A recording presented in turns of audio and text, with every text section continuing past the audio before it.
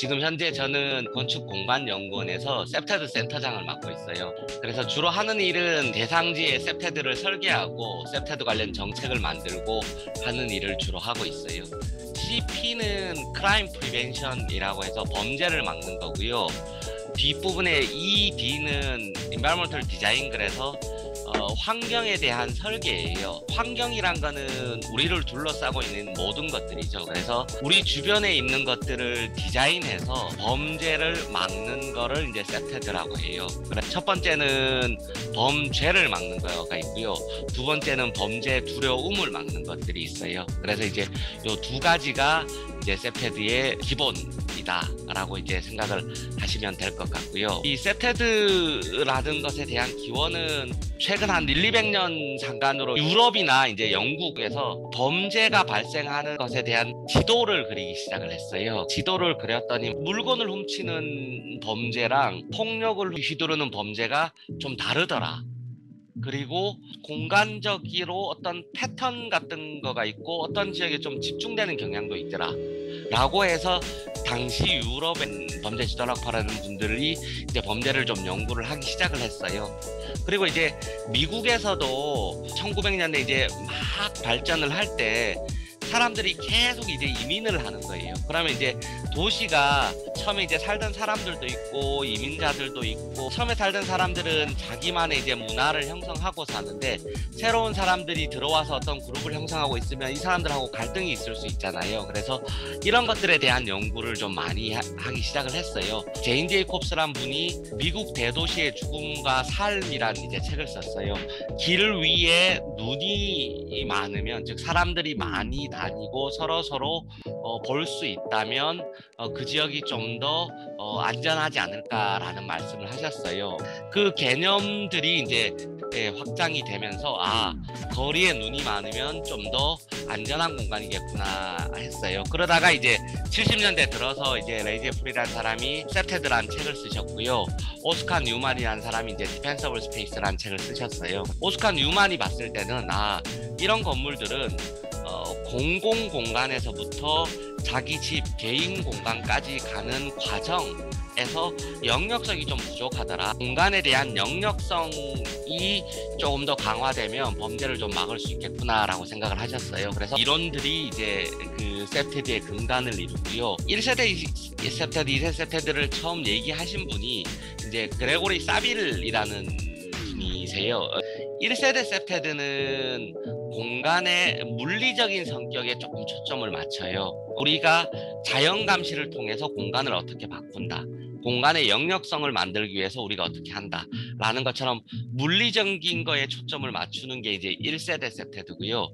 2세대 셉테드 같은 경우에는 커뮤니티에 사는 사람들끼리 점점 뭉치고, 커뮤니티뿐만 아니라 외부 공간과도 또는 정부의 펀딩과도 적절하게 교류를 하고 있고, 그리고 커뮤니티 내부에서 소수자나 좀 약한 사람들을 배척하지 않고 같이 축제나 이런 것들을 통해서 뭔가 같이 하려는 문화도 있고, 그리고 어떤 범위를 넘어서지 않는 정도의 사람들이 모여서 있으면 2세대 셉테드가 잘 됐다라고 얘기를 해요. 보통 1세대 셉테드는 하드웨어, 물리적인 부분, 2세대 셉테드는 소프트웨어, 커뮤니티, 사회적 자본, 이런 부분을 이제 많이 얘기를 해요. 그리고 3세대 셉테드는 이제 최근에 이제 뭐 여러 말씀들을 하시는데요. 마찬가지 사빌이라는 분이 이제 교신제자로 쓰신 논문 같은 걸 보면은 삶의 질과 관련된 부분을 많이 얘기해요. 1세대 물리적인 것, 2세대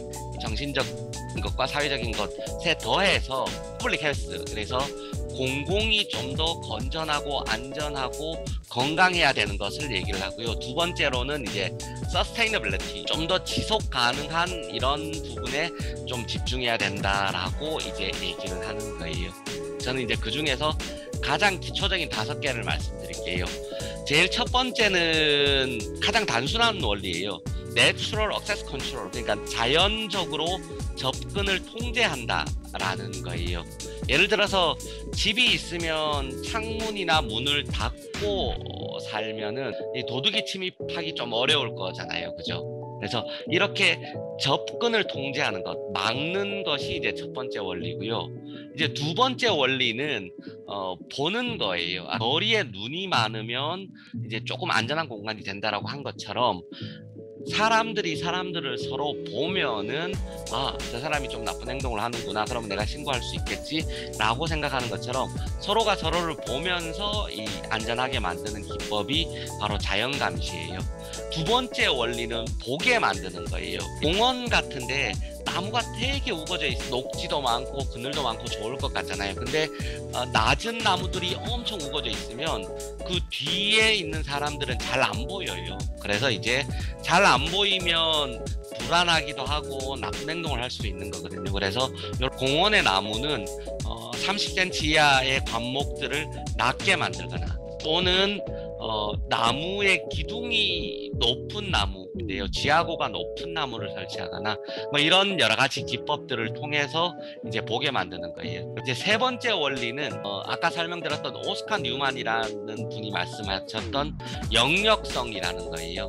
이렇게 막기도 하고 보기도 해야 되는데 그렇지 않다라는 거죠. 그래서 우리 동네임을 나타내고 나의 영역성을 밖으로 보여서 이곳은 내가 갈 수 없는 공간이구나, 이곳은 남의 공간이구나, 이곳은 우리 동네가 아니라 다른 동네이구나 하는 사람들 입장에서 보면 여기는 내 집인이 관리를 해야겠구나, 여기는 우리 동네인이 깨끗하게 관리해야 되겠구나 라는 걸 나타내면서 이제 동네를 안전하게 만드는 거죠. 이 영역성이 되면은 이제 지역 주민 간에 이제 공감대가 형성되고 유대관계가 잘 형성돼요. 그래서 사회적 자본도 강화되고요. 그래서 이름으로써 이제 말씀드린 2세대 셉테드의 기틀이 마련되는 거죠.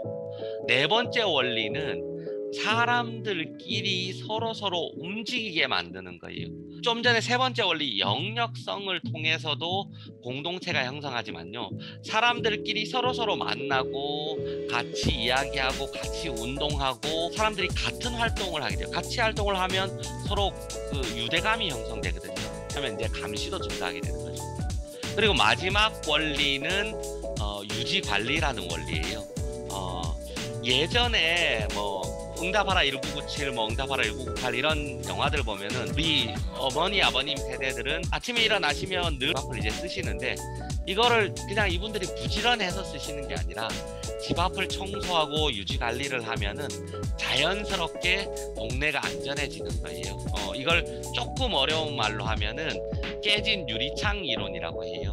그래서 유지 관리되지 않는 공간들을 내버려 두지 않고 여기를 관리해서 이 공간이 사람들의 관리가 적절히 이루어지는구나, 그러면 잠재적인 범죄자는 이 공간은 관리가 잘 되니 내가 범죄를 저질렀을 때 혹시나 발각될 수도 있겠네 라고 생각하면서 범죄를 조금 더 주저할 수도 있는 거잖아요. 그러니까 2세대 셉테들 얘기할 때 커뮤니티 컬처라는 게 있어요.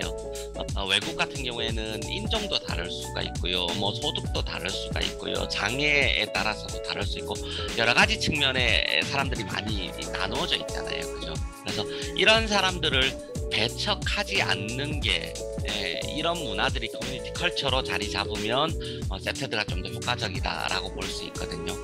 도시 또는 자기 동네를 안전하게 지키는 데는 서로 누군가를 배척하지 않아야 돼요.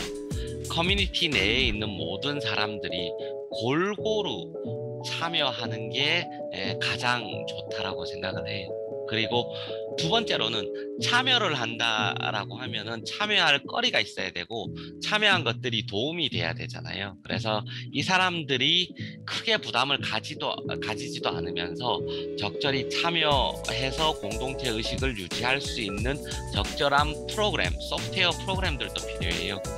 제가 말씀드리고 싶은 거는 커뮤니티 내에 누구도 배척하지 않고 모든 사람들이 참여해야 된다. 그리고 커뮤니티 내에 이 사람들이 참여할 수 있는 적절한 프로그램들이 있어야 된다. 그리고 이 사람들이 참여할 수 있는 조직은 커뮤니티 내부도 그렇고 외부도 그렇고 조직끼리 연계가 되면 좋겠다.